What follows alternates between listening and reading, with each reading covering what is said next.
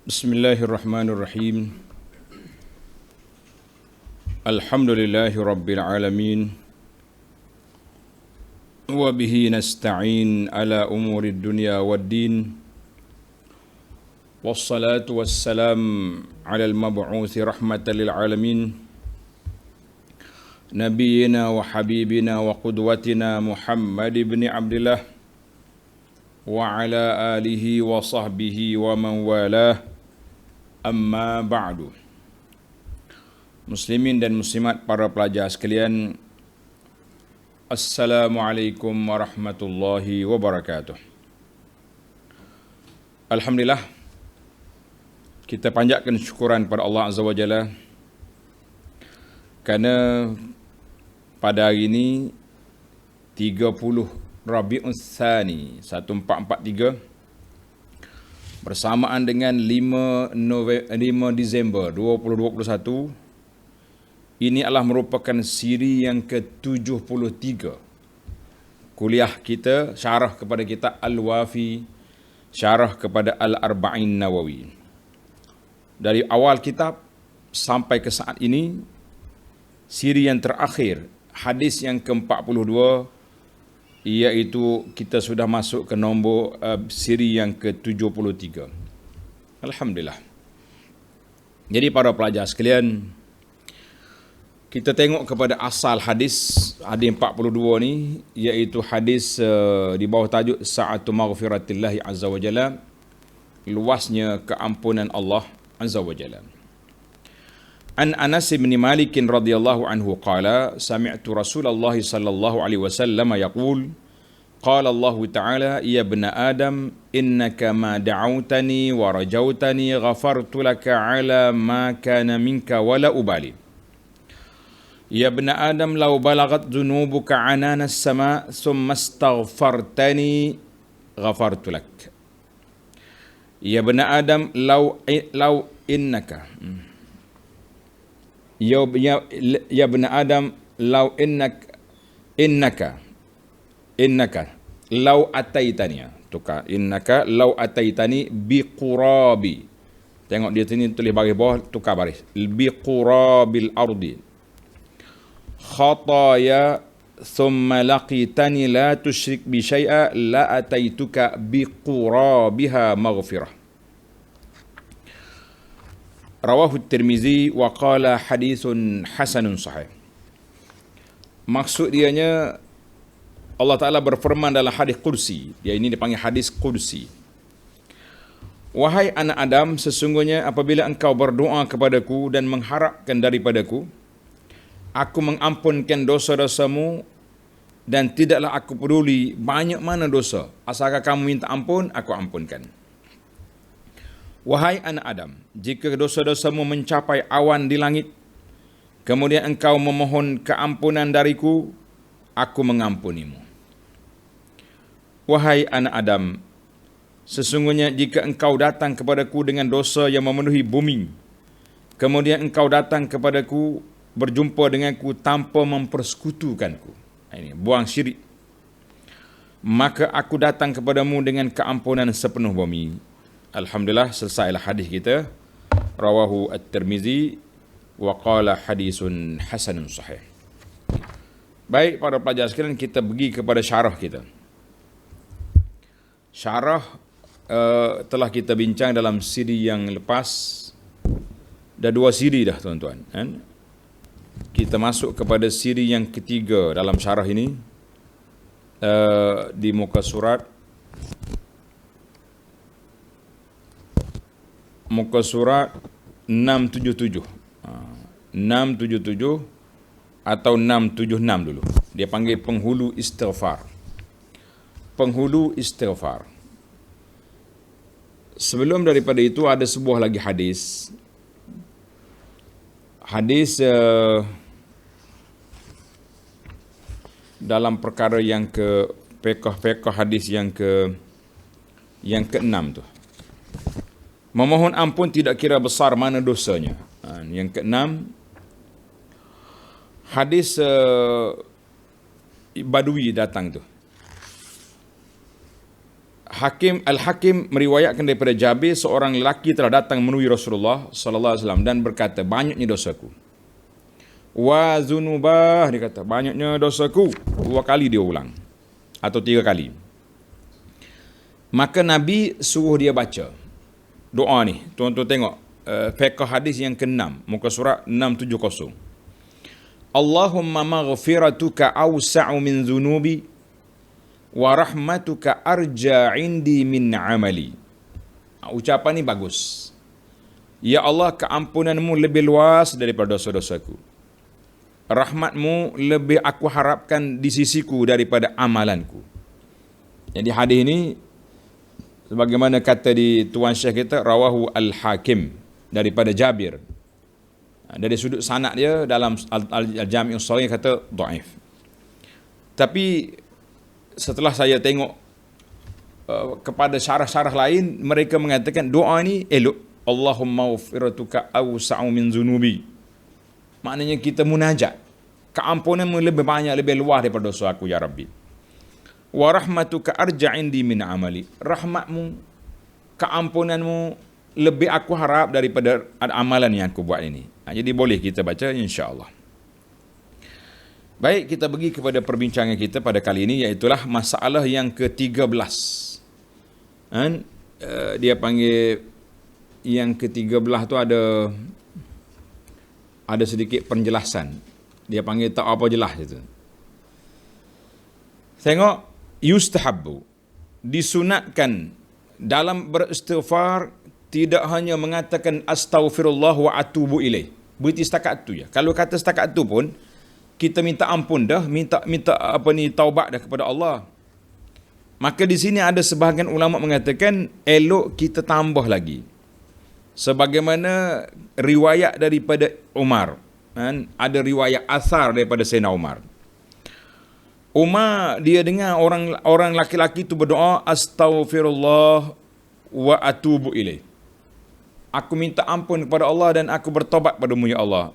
Umar kata eloknya dia panggil ya Humayq.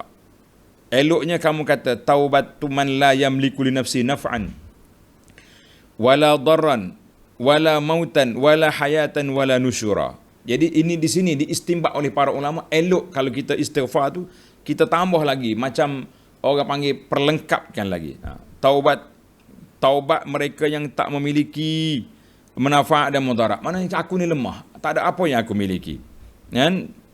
Tidak boleh nak mati ke orang ataupun nak hidup ke orang, tak boleh.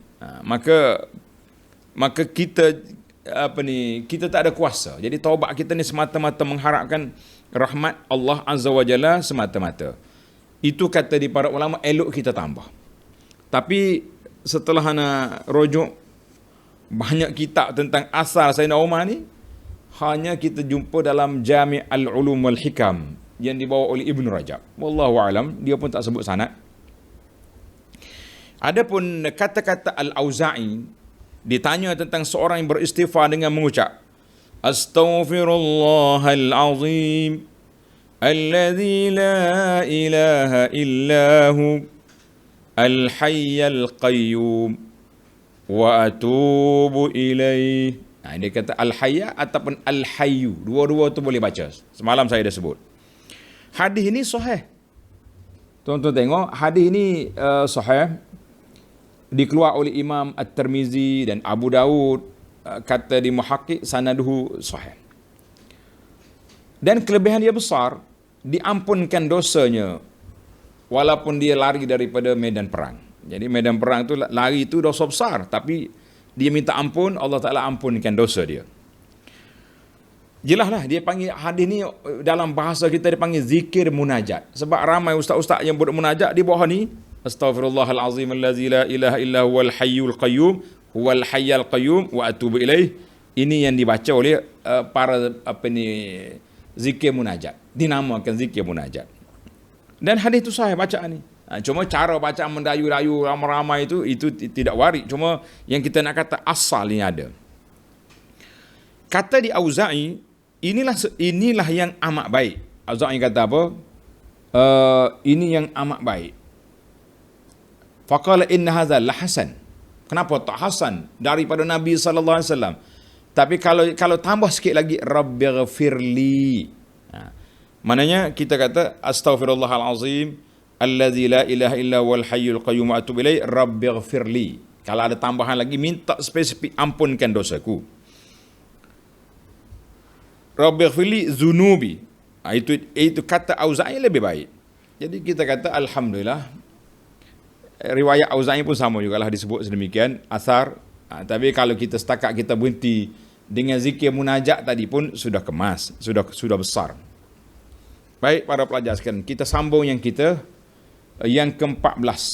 Yang ke-14, afdalu anwa'il istighfar wa sayyidu. Dan zikir istighfar yang paling afdal dipanggil penghulu istighfar. Seafdal-afdal jenis istighfar dan merupakan penghulunya, iaitu yang banyak mendatangkan ganjaran dan penerimaan, adalah dengan memulakan dengan pujian ke atas Allah. Jadi kalau kita nak minta ampun, kita mula dengan puji Allah dulu. Kemudian hendaklah ia mengiktirafkan dosa-dosa dia. Mengaku, ya Rabbi, aku ni banyak dosa. Kemudian meminta keampunan daripada Allah. Jadi kalau kita nak doa mustajab, kita mula dengan puji Allah, mengaku dosa kita, kemudian minta ampun. Mana contoh dia? Contohnya hadis yang diriwayat oleh Imam Bukhari daripada Shaddad bin Aus radhiyallahu anhu, sabda Nabi sallallahu alaihi wasallam, sayyidul istighfar. Nabi kata penghulu istighfar, antaqula, kamu kata. Nabi suruh kata. Ya, tuan-tuan tandalah, sayyidul istighfar antaqula tu jangan kata, itu arahan. Letak dalam kurungan, bermula daripada ni. Ikut semua. Allahumma anta rabbi, la ilaha illa ant, khalaqtani wa ana abduk, wa ana ala ahdika wa wa'dika mastata'at, a'udhu bika min syarri ma sana', abu'u laka bi ni'matika alayya, wa abu'u laka bi dhanbi, faghfir li, فَإِنَّهُ لَا يَغْفِرُ الذُّنُوبَ إِلَّا أَنْتَ. Ini baru dipanggil. Tengok mana dia. Ya Allah, engkau Tuhanku. Ini kita puji dulu. Tiada Tuhan yang berhak dipuji selain daripada engkau. Engkau menciptakan aku dan aku adalah hamba-Mu. Aku berada di atas sumpah dan janji-Mu. Menurut kemampuanku, aku berlindung padamu daripada kejahatan yang aku perbuat. Aku mengakui nikmat-Mu kepadaku. Dan aku mengakui dosaku. Tengok, cukup dia punya syarat. Kemudian baru sampai faghfirli, maka ampunlah aku ya Rabbi. Kerana fa innahu la yaghfiru dzunuba illa anta. Kerana tidak ada Tuhan yang mengampun dosa selain daripada engkau ya Rabb. Itu dia panggil bahasa kitanya. Kalau nak minta ampun apa, mula dengan nak doa, mula dengan puji, mengaku, kemudian minta. Itu teknik dia panggil. Baik. Yang ke-15, al-istighfar bagi dosa-dosa yang tidak diketahui. Kita ni ada dosa yang kita tak perasan.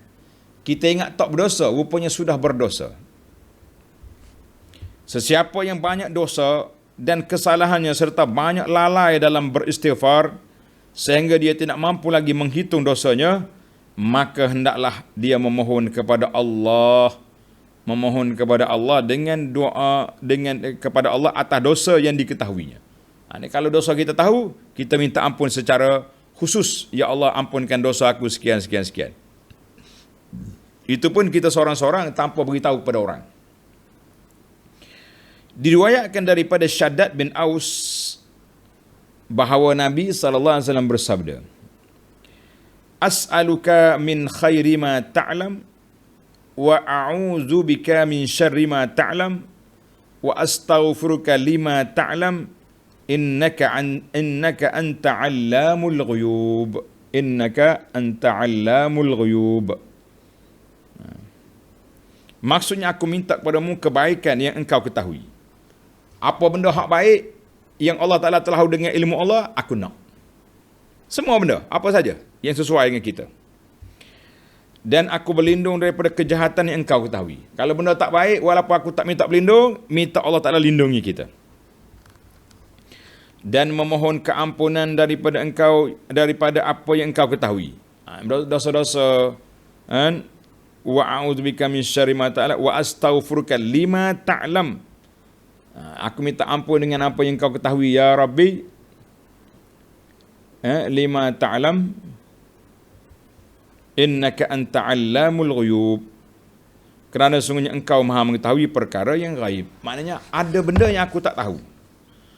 Ada benda yang saya tak tahu. Allah tahu, maka kita minta Allah ampunkan dosa itu.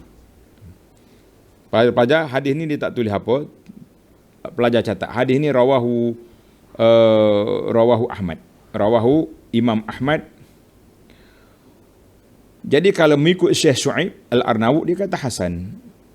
Dalam kitab lain dia kata sahih li ghairihi. Wallahu alam. Yang pentingnya insya-Allah sanad tu baik.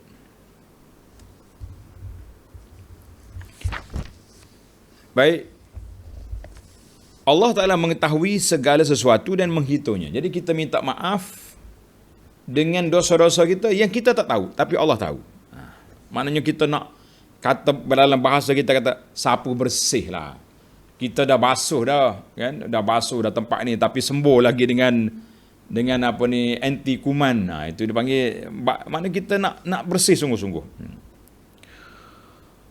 Sebagaimana firman Allah Ta'ala, yauma yab'atsuhumullahu jami'an fayunabbi'uhum bima 'amilu ahsahu Allahu wa nasuh.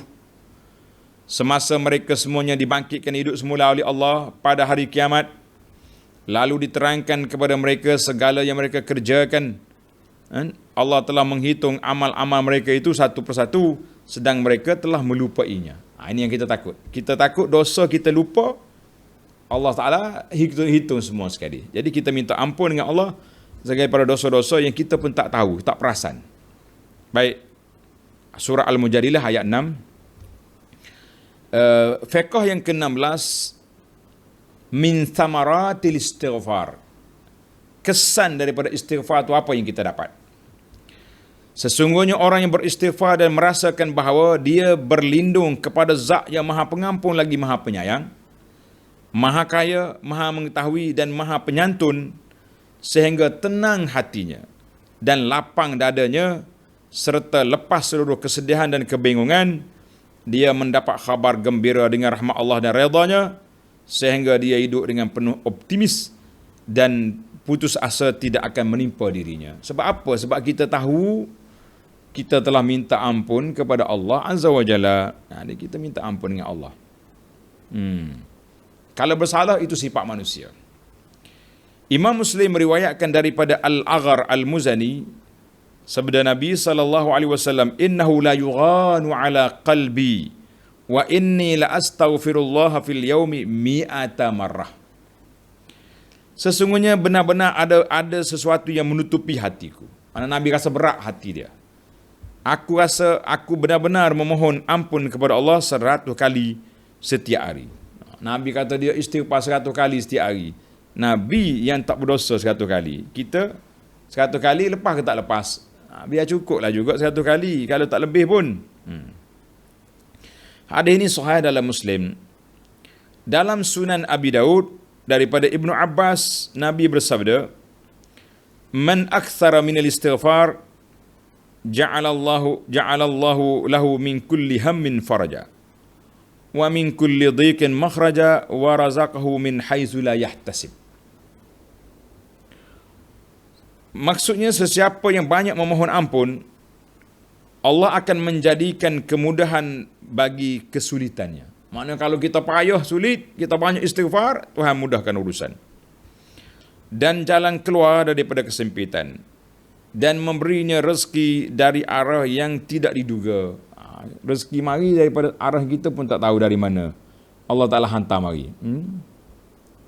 Hadis ini rawahu Abu Daud dan juga rawahu Ahmad dalam Al-Musnad.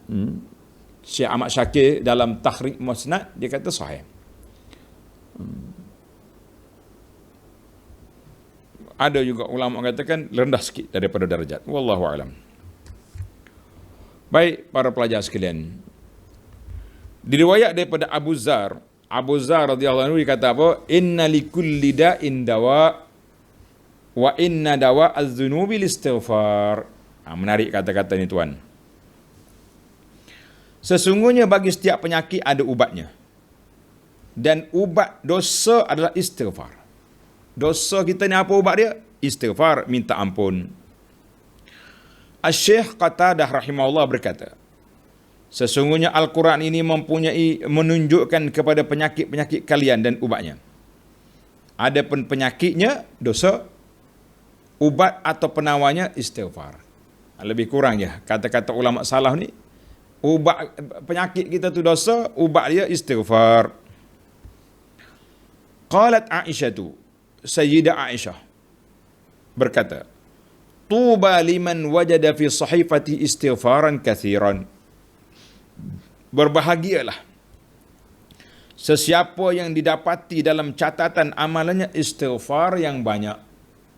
Kita duduk diam-diam kan? Astaghfirullah wa atubu ilaik. Astaghfirullah wa atubu ilaik. Rabbighfirli wa tub alayya. Dalam riwayat lain Nabi kita baca Rabbighfirli wa tub alayya. Itu je lidah kita ulang. Bincang-bincang orang jangan duduk cari pasal. Bincang menyebut nama Tuhan membawa kepada keampunan, rahmat. Sebut nama orang cari penyakit dan bawa bala di akhirat. Na'udzubillah. Abu Al-Manhal berkata, tiada yang menemani seorang hamba dalam kuburnya yang lebih dia cintai daripada istighfar yang banyak. Sebahagian daripada ulama lain pula berkata, sesungguhnya yang diperlukan oleh orang yang berdosa adalah menangis dan memohon ampun. Sesiapa yang dibengongkan oleh dosa-dosanya, maka banyaklah istighfar. Ini kita kalau kita banyak dosa, fikir dosa, istighfar lalu. Barangkali kesan daripada istighfar, buah daripada istighfar adalah lidahnya disibukkan daripada yang lainnya, maka terzahirlah dari dalam hatinya sifat pemaaf, penyantun dan akhlak yang mulia. Itu dia panggil kesan istighfar. Kita pun tak sibuk bincang orang, kita sibuk sebut nama Tuhan. Dalam kitab Musannaf, Wafil Musnad Imam Ahmad, daripada Huzaifah bahawa dia bertanya, ini riwayat juga ni, sebab kata ni muhakkik dia Syekh Syuaib kata dhaif. Dia bertanya kepada Nabi sallallahu alaihi wasallam, diriwayatkan dia bertanya, wahai Rasulullah, sungguhnya aku adalah orang yang tajam lidahnya. Katanya lidah ni laser, mulut laser kata orang. Terutama kepada keluargaku. Kalau bercakap dengan keluarga dia backing sangat. Apa jadi? Maka diriwayatkan Nabi bersabda, adakah engkau tidak beristighfar? Sesungguhnya aku beristighfar dalam sehari sebanyak 100 kali. Yang jelas Nabi kita istighfar 1 kali itu hadis sahih. Cuma cerita depan tu yang ada perbincangannya. Ini kita kena bezalah tuan-tuan. Baik, kita pergi kepada tajuk yang ke-18, yang ke-17. Talabul istighfar, meminta orang yang dianggap mempunyai sedikit dosa supaya beristighfar untuknya.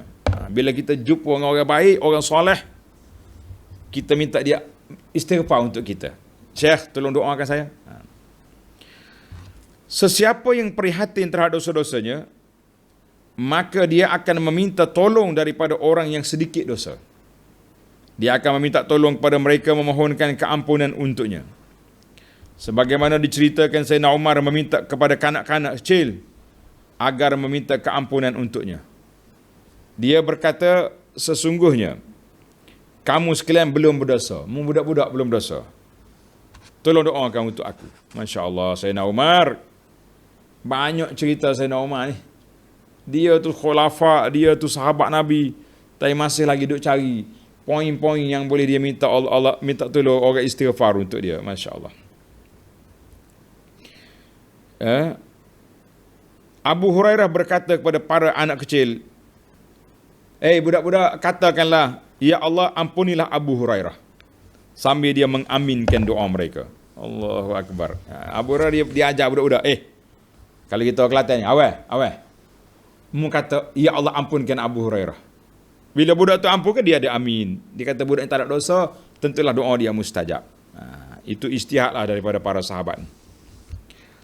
Baik, kita berpindah kepada yang ke-18, husnuzan billah. Adalah kita sentiasa berbaik sangka dengan Allah Azza wa Jalla. Husnuzan.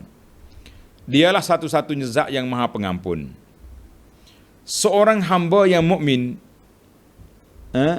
meminta keampunan daripada Tuhannya, dia wajib berbaik sangka kepada Allah, bahawa Allah akan mengampuni dosanya. Sebagaimana dalam hadis kursi, Allah SWT berfirman dalam hadis kursi, Allah kata apa? Ana inda zanni abdi bi falyazunna bi ma syaa.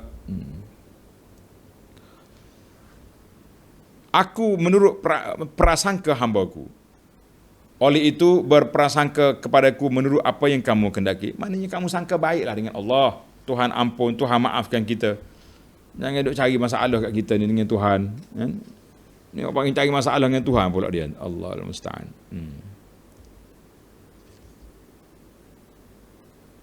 Hadis ni dalam Bukhari. Hak awal dia tu, ana inda zanni abdi bi tu. Baiklah. Di antara sebab diterimanya permohonan, dengan ni, asbab al-maghfirah. Di antara sebab diterimanya permohonan ampun adalah jika seorang hamba berbuat suatu dosa, dia tidak mengharapkan pengampunan selain daripada Tuhannya. Kerana dia mengetahui bahawa tidak ada yang dapat mengampuni dosa dan menghapuskannya selain daripada Allah. Firman Allah Ta'ala dalam surah Ali Imran 135, وَالَّذِينَ إِذَا فَعَلُوا فَاحِشَةً أَوْ ظَلَمُوا أَنفُسَهُمْ ذَكَرُوا اللَّهَ فَاسْتَغْفَرُوا لِذُنُوبِهِمْ وَمَنْ يَغْفِرُ الذُّنُوبَ إِلَّا اللَّهُ. Dan juga orang-orang yang apabila melakukan perbuatan keji atau menghina diri sendiri, mereka segera ingat kepada Allah lalu memohon ampun akan dosa-dosa mereka. Siapa lagi yang dapat mengampuni dosa selain daripada Allah? Surah Ali Imran 135. Dalam As-Sahihaini, mana hadis yang sahih dalam Bukhari dan Muslim, Amrullah bin Umar radhiyallahu anhu berkata bahawa sesungguhnya Abu Bakar, dengar ni permintaan Sayyidina Abu Bakar. Abu Bakar kata kepada Nabi SAW, ya Rasulullah, ajarkanlah kepadaku doa yang aku berdoa dengannya dalam solatku. Dia nak minta doa dibaca dalam solat. Maka Nabi SAW bersabda, qul, katakanlah. Tuan-tuan dan puan-puan ikut semua. Kita baca serang. Sambil-sambil kita mengaji ni kita dah baca. Alhamdulillah. Allahumma inni zalamtu nafsi zulman kathira wa la yaghfiru adh-dhunuba illa ant faghfir li maghfiratan min 'indika warhamni innaka antal ghafurur rahim. Ya Allah, sungguhnya aku menzalimi diriku dengan melakukan maksiat, dengan kezaliman yang banyak, dan tidak ada yang mengampuni dosa-dosa selain daripada Engkau. Maka ampunilah aku dengan ampunan daripada sisimu, dan sayangilah aku, sungguhnya Engkau maha pengampun lagi maha penyayang. Tuan-tuan tanda, hadis ini dalam Sahihaini, maknanya dalam Bukhari dan Muslim. Jadi alhamdulillah, ana dah bagi poster doa ini kepada para jemaah kita, sudah dapat. Mana-mana yang belum dapat boleh minta untuk kita beri, admin kita tolong bagikan doa permohonan Sayyidina Abu Bakar kepada Nabi. Dalam buku ni ada di akhir, bacaan di akhir solat. Dalam buku ni ada, dalam perisai Muslim pun ada. Dan dalam kertas kuning ni pun ada. Alhamdulillah. Kertas kuning ni di akhir ni. Allahumma inni zalamtu nafsi zulman katsira. Jadi saya memanglah kita sudah bersedia sebenarnya nak bagi kepada tuan-tuan dan puan-puan semua bacaan-bacaan yang diwaris daripada Nabi sallallahu alaihi wasallam, kerana apa lagi yang kita nak cari selain daripada amalan yang diajar oleh Nabi sallallahu alaihi wasallam.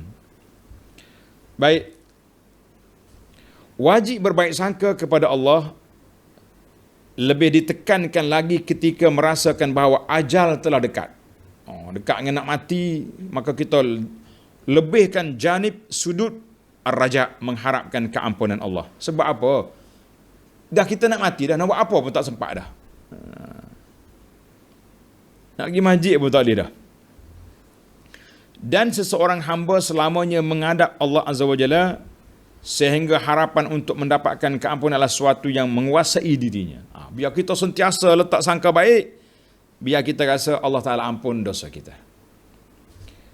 Diriwayatkan daripada At-Tabarani, Imam Ahmad dan juga At-Tabarani daripada Muaz bin Jabal. Hadis ni panjang tuan-tuan. Muaz bin Jabal, Al-Iraqi menilai sanad dia dhaif. Sanad hadis ni dhaif. Jadi samalah. Yang pentingnya hadis ni masih lagi dalam bab ana inda zanni abdi bi. Aku mengikut sangkaan hamba. Jadi kita letak sangkaan baik kepada Allah Azza wa Jalla biar kita selamat. Baik, isu yang ke-19, al-khawfu war-raja. Al-khawf makna takut. Ar-raja makna mengharapkan keampunan Allah. Kita kena ada dua-dua. Takut sangat, mati kering, kata orang. Mengharap sangat, lompat entah ke mana kita. Jadi kita letak dua-dua. Waktu kita nak buat maksiat, kita letakkan khauf, takut. Waktu kita sudah terbuat maksiat, kita ada raja, mengharapkan keampunan Allah Azza wa Jalla. Baru dia break. Kalau tidak berani buat maksiat, mengutuhkan pengampun. Lah, kena ada khauf di sana. Break dipanggil. Kita pergi yang ke-19, takut dan harap. Untuk mewujudkan harapan mesti disertai dengan rasa takut. Maka seorang wajib menggabungkan antara keduanya agar ia selamat dan tidak hanya memiliki salah satu daripadanya sahaja. Kerana harapan saja dapat menghantarkan seorang untuk berbuat jahat, mana terlalu mengharapkan, siapa dia berani buat maksiat sebab dia kata Tuhan pengampun. Sementara khauf, rasa takut saja menjerumuskan seorang kepada putus asa. Putus asa dan kedua-duanya tercela. Jadi tak boleh lah. Kita putus asa tak boleh. Berani sangat sampai buat maksiat pun tak boleh.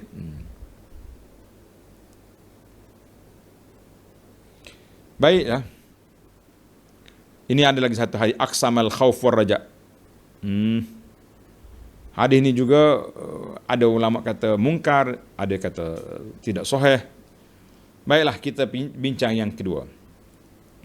Pendapat yang dipilih oleh mazhab Maliki ialah diperbanyakkan rasa takut jika dalam keadaan sihat dan memperbanyakkan harapan jika sudah keadaan sakit. Maksudnya waktu sihat ni kita kena lebihkan sudut takut, baru kita tak berani nak buat maksiat. Waktu dah lembek dah, nak mati sakit dah, kita lebihkan dari sudut apa? Dari sudut mengharapkan. Yang lebih kuat menurut pendapat mazhab Syafi'i adalah seorang di antara keduanya bagi yang sihat, iaitu kadang-kadang melihat cacat dirinya sehingga dia takut, dan kadang-kadang melihat kemurahan Allah sehingga dia memiliki harapan. Jadi dalam fiqh Syafi'i dia kata apa, boleh dua-dua lah. War-raja inda Syafi'i istiwa'uhuma fi haqqis sahih. Bagi orang yang sihat sama, raja dengan khauf. Jadi tapi bagi orang yang sakit, wa ammal marid, adapun orang sakit, dalam mazhab Syafi'i dia kata, maka rasa pengharapan raja lebih menonjol daripada rasa takut, sesuai dengan sabda Nabi sallallahu alaihi wasallam. Nabi kata apa? La yamutanna ahadukum illa wa huwa yuhsinuz zanna billah. Janganlah salah seorang di antara kamu mati kecuali dia bersangka baik kepada Allah Azza wa Jalla. Hadis ini tanda pelajar, rawahu Muslim. Hadis sahih riwayat Imam Muslim. Dinukilkan daripada Sayyidina Ali, kata-kata dia di saat dia nak mati. Sayyidina Ali di saat nak, afwan. Dinukilkan daripada Imam Syafi'i. Imam Asy-Syafi'i ketika sakit nak mati. Walamma qasa qalbi wa daqat madhahibi ja'altu raja'an minni li'afwika sullama. Ketika hatiku mengeras dan sempitlah tempat nak pergi, dekat nak mati dah ni, aku jadikan harapan sebagai tangga untuk meraih kemaafanmu ya Allah. Ini ada. Dosaku yang besar ketika aku bandingkan dengan keampunanmu, wahai Tuhanku, maka keampunanmu lebih agung, lebih besar lagi. Itu dia panggil. Ta'azamani zambi falamma qarantuhu bi'afwika rabbi kana 'afwuka a'zama. Menarik tuan-tuan. Siapa yang boleh bahasa Arab, walamma qasa qalbi tu. Ada banyak dalam internet ni bacaan-bacaan yang dibaca oleh ahli-ahli qasidah yang suara sedap. Kita baca, kalau kita menghayati, menangis kita. Kata-kata Imam Syafi'i ini betapa indahnya qasidah-qasidah yang dinukilkan oleh al-Imam. Baik, kita pergi kepada at-tauhid asasul maghfirah. Yang ke-20, tauhid adalah merupakan sumber ataupun asas keampunan. Tauhid merupakan sebab yang paling agung dalam memperolehi keampunan.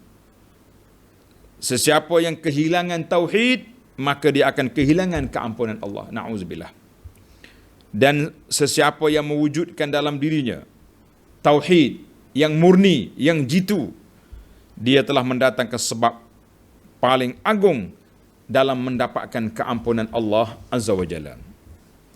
Firman Allah Ta'ala, Inna Allah la yaghfiru an yushraka bih wa yaghfiru ma duna dhalika liman yasha. Sesungguhnya Allah tidak akan mengampuni dosa syirik, dan Allah mengampuni segala dosa selain daripada syirik itu bagi siapa yang dia kendaki. Mana duduk di bawah masyiatillah. Tapi kalau syirik, Tuhan janji tak ampun. Sebab itu kita kena belajar tuan-tuan. Belajar betul-betul kan? Dalam bab tauhid, bab akidah ni jangan terlanggar kita. Kalau terlanggar, rusak akidah, habislah. Hilang kepala modal, kata orang. Tak boleh nak berniaga dah. Sesungguhnya dosa-dosa akan mengecil di hadapan cahaya tauhid kepada Allah Azza wa Jalla. Sesiapa yang mengesahkan Allah lalu dia datang dengan kesalahan seluah bumi. Dalam hadis tadi, lau ataitani biqurabil ardi, sepenuh bumi, maka Allah akan mendatangkan kepadanya keampunan seluas bumi pula. Dan semua itu dikembalikan kepada kehendak Allah dan kurniaannya. Jika Allah kehendaki, dia akan mengampuninya. Dan jika Allah kehendaki, dia akan menghukumkan dosa-dosa orang itu, kemudian dibawa ke dalam syurga. Yang ke-21, aqibatul muwahhid al-jannah. Balasan orang yang tauhid, balasan dia syurga. Dia tidak akan kekal dalam neraka kalau masuk neraka pun, tetapi akan dikeluarkan darinya dan dimasukkan ke dalam syurga. Dia tidak akan dilemparkan ke dalam neraka sebagaimana dilemparkan orang-orang kafir. Dan dia tidak akan kekal dalamnya, kalau dia masuk pun sebagaimana kekalnya puak kafir. Sabda Nabi SAW, yakhruju minan nar man qala la ilaha illallah wa kana fi qalbihi ma yazinu minal khairi burrah. Dikeluarkan daripada neraka orang yang mengucap la ilaha illallah dalam hatinya, dan dalam hatinya terdapat seberak biji gandum daripada kebaikan. Jadi kalau kita dalam hati walaupun kecil timbangan iman, tapi dia punya nilai dia tinggi di sisi Allah Azza wa Jalla, boleh keluar daripada neraka. Hadzal hadis rawahu al-Bukhari. Yang ke-22, an-najat minan nar, selamat daripada neraka. Jika telah sempurna tauhid dan keikhlasan seorang hamba, serta memenuhi seluruh syaratnya dengan hati, lidah dan anggota tubuhnya, atau dengan hati dan lidahnya ketika menghampiri kematian, dekat nak mati kita boleh mengucap la ilaha illallah, maka wajib baginya untuk mendapatkan keampunan atas semua dosanya yang telah lalu, dan dia akan terhindar sama sekali daripada neraka. Rasulullah sallallahu alaihi wasallam bersabda kepada Muaz, "Atadri ma haqqullahi 'alal ibad?" Ila akhir hadis. Kita baca terjemahan. Nabi tanya Muaz, "Hei Muaz, kamu tahu apakah hak Allah Ta'ala ke atas hambanya?" Jawab Muaz, "Allah dan Rasulnya lebih mengetahui." Maka Nabi SAW bersabda, "An ya'buduhu wa la yusyriku bi syai'a." Kita mesti wajib menyembah Allah, beribadat kepadanya dan tidak menyekutukannya dengan sesuatu pun. Itu hak kita terhadap Allah Ta'ala. Mana kita kena. Baik, Nabi tanya balik, "Lalu tahukah kamu apakah hak hamba ke atas Allah Ta'ala? Ma haqquhum alih." Dengan pantas dia menjawab Allah Ta'ala dengan Rasulnya. Nabi kata, "Alla yu'azzibahum," bahawa Allah Ta'ala tidak akan azab orang yang beriman kepadanya. Hadzal hadis rawahul Bukhari dan lain. Allahu Akbar. Jadi kita rasa tenanglah tuan-tuan, kalau kita boleh. Baiklah. Mana kelebihan la ilaha illallah yang sangat besar. Siapa dia boleh murnikan tauhid dia akan selamat insya-Allah. Tengok tu hadis dalam kitab Musnad daripada Syaddad bin Aus dan Ubadah bin Samit, sama jugalah hadis ni kata di muhakkik dia kata sanaduhu dhaif. Tulis tuan-tuan tanda ya sanad dia lemah.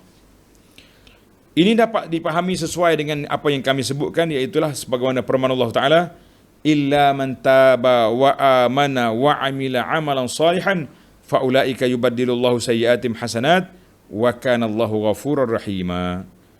Kecuali orang-orang yang bertaubat. Mana dia bersalah dia taubat, beriman dan mengerjakan amal soleh, maka kejahatan mereka diganti oleh Allah dengan kebajikan, dan adalah Allah Maha Pengampun lagi Maha Penyayang. Surah Al-Furqan ayat 70. Dan yang terakhir tuan-tuan, at-tauhidul khalis, tauhid yang murni. Sesiapa yang mewujudkan kalimah tauhid dalam hatinya, maka akan keluar darinya apa yang selain dari Allah. Maknanya benda-benda tak baik, syirik, keluar. Sebagai rasa cinta, pengagungan, ta'ajub, takut, harap dan tawakal kepada Allah, pada saat itu akan terbakarlah seluruh dosa dan kesalahannya, walaupun ia sebesar sebanyak buih di lautan. Maknanya kalau kita betul-betul tawajuh, taubat kepada Allah Ta'ala, dosa kita terhapus. Bahkan ada kalanya mengubahnya menjadi kebaikan. Sementara cahaya cintanya kepada Allah akan membakar seluruh tipu daya yang bersarang dalam hatinya. Sebagaimana sabda Nabi sallallahu alaihi wasallam, "La yu'minu ahadukum hatta yakuna Allah wa rasulah ahabba ilaihi min siwahuma."